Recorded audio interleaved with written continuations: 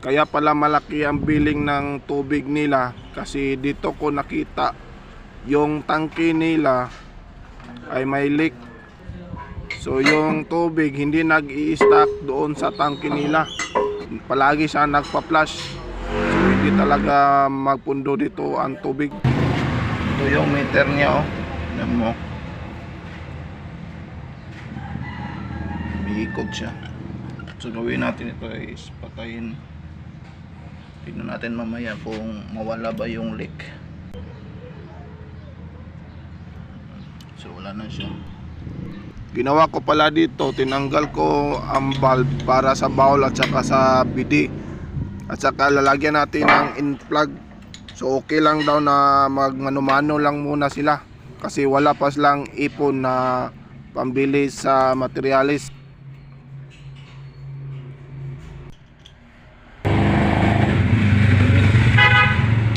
Moment of truth, buksan natin ito.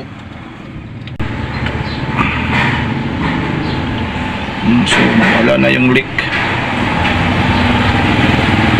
hindi na siya umikot. So yun lang yung leak.